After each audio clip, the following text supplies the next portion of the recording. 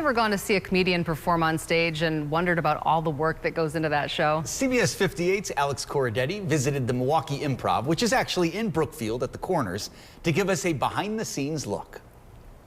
They say that laughter is the best medicine. I myself would be in stand-up, but I'd rather sit down. I deserve this tomato. Now let's dive into the true world of comedy where the jokes are ripe for the picking. Lights, comedy, action. If you're looking for a night out, look no further than Milwaukee Improv. We do stand-up comedy. It's great. Jake Burchak leads the timed-out teamwork behind the scenes. We make sure they have all the information, anything pertinent that they need for the show, and that they know who's on the lineup. Get the music on. Hannah and AV will come in and set up all the lights, get the room ready, set up microphones, and make sure that everything's set for the comedians when they arrive. And then they stop at the podium, we scan their tickets, they say hi to our lovely door host, Matt Hauk. There's plenty of time to eat and drink before the show. We typically have 3 comedians. There's a host, a feature, and the headliner. Headliners like Netflix star Dusty Slay. It's the best comedy club in the country in a parking garage, A parking garage that packs a punch and a line of dozens searching for comic relief. We are having a good time.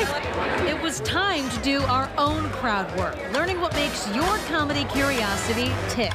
I want to know the creative process. But I like to write out my set list, so I have a general idea of how I want the order to go. And this one's still fairly new, and the act of writing helps kind of cement the order in my head. How the comics have to deal with in between sets. I do like to take a second and just kind of gather my thoughts. I don't want a lot of people back here. I just want it to be real normal and chill. So much so that when the first comic goes out, I see how they do, and then they come back and I go, how was it? And they go, oh, it's pretty good. Abe, who was back here earlier, he has the hardest job on the show because he's hosting. And Naomi Caravani, who's the feature, she's in there to really pump it up. So then when I walk out, it's a hot crowd. the only option is to be a vegetarian or to eat rats.